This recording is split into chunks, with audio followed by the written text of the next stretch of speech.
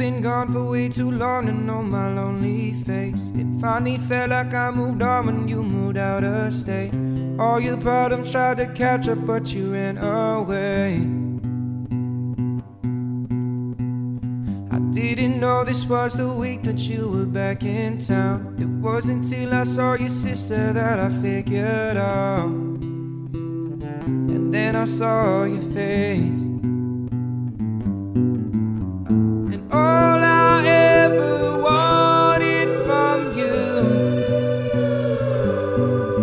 was to see all of your wildest dreams come true. So I hope that you have found what you're looking for in your smiling city of stars along the shore.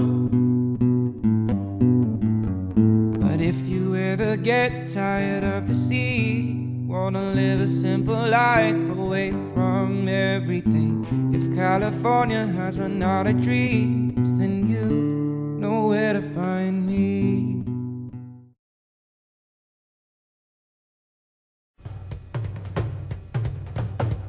I'll be the judge of that. This Kordell Stewart kid is very versatile. Look at that film. He does it all, from soup to nuts. The classic story of guy tosses football, guy catches football, guy runs football. Guy beats defense like a rented mule. Oh, what's the use? These billboards could sit through a Kordell Stewart double feature. They couldn't slow him down if they ran the film backwards.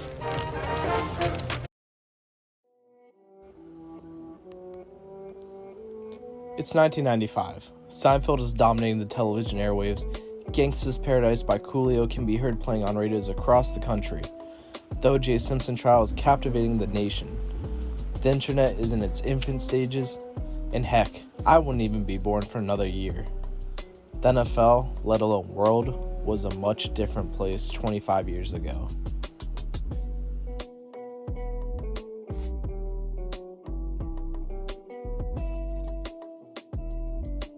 And then one day, it just hit him. Coach, you all right? You want me to play what? Foot action's also where to get Nike shoes and stuff you wear when you're doing whatever. Kordell, get in there and punt. For every action, there's foot action.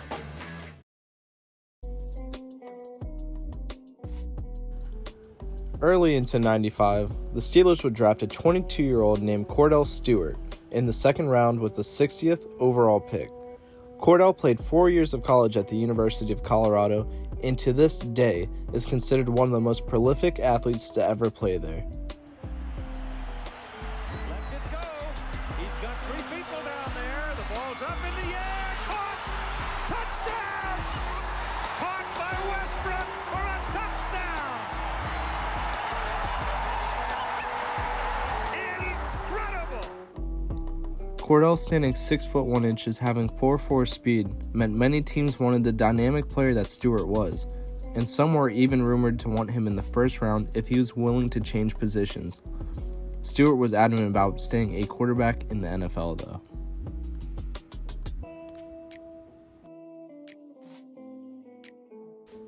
Stewart earned the iconic name Slash from Pittsburgh legend Myron Cope, indicating that Kordell could play multiple positions: quarterback, receiver, and running back. His first half of the year in Pittsburgh, he was sunken in the depth chart until a Monday night game against a Bill Belichick-led Cleveland Browns, where he would pass for his first NFL touchdown. Looking back the other way. He's going to get in. Hello. Flipping it. All right. Down Ernie Mills. Oh, now that's great stuff. That's great stuff. Draw it up on the sand.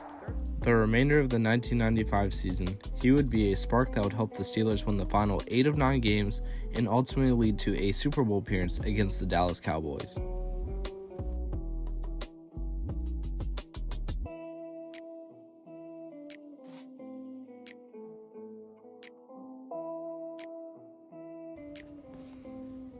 In 1996, his role would be no different. He would rush for 5 touchdowns and catch 3 more. He would also set a rushing mark for a quarterback that would not be broken for 20 years. His 80-yard rush against the Carolina Panthers would be an historic one. Play for Kordell. He's going to run forward, and he's got some room. 20, 25, 30, 35, 40, 45, 50. There goes Slash up the left sideline. 80 yards for the Steeler touchdown. How about that? I can't believe it. 3 blue shirts and birds got him out of about his own 40-yard line. You figure, Slash would live up to his versatile nickname up until 1997, where he would be named the starting quarterback. He had an exceptional debut starting season in 1997, throwing for 3,020 yards, 21 touchdowns, and adding 11 rushing touchdowns, of which he was the first player to ever reach 20 touchdowns passing and 10 rushing in a single season. 37 just cutting his way. Stewart would help lead the Steelers to the AFC Championship game, where they would play the Denver Broncos and would lose 24-21 behind 4 Stewart turnovers. After the 1997 season, the Steelers lost 2 key pieces, being Pro Bowler Yancey Thigpen and offensive coordinator Chan Gailey. This would ultimately lead to the beginning to 3 consecutive seasons of no postseason in Pittsburgh. In 2000, the Steelers struggled early, and Stewart was replaced by veteran Kent Graham. By 2001, Slash was back as the starting quarterback and helped the Steelers finish with a 13-3 record. Stewart passed for a career-high 3,109 yards, adding 14 passing touchdowns and 5 rushing. He was also named to his first and final Pro Bowl.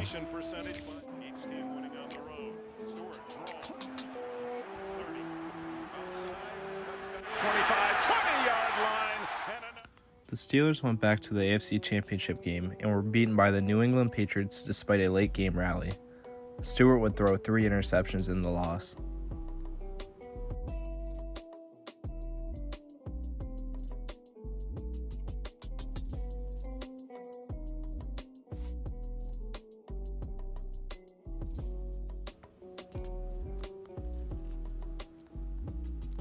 In 2002, the Steelers benched Stewart for fan-favorite Tommy Maddox. By 2003, Stewart would land in Chicago for a starting role.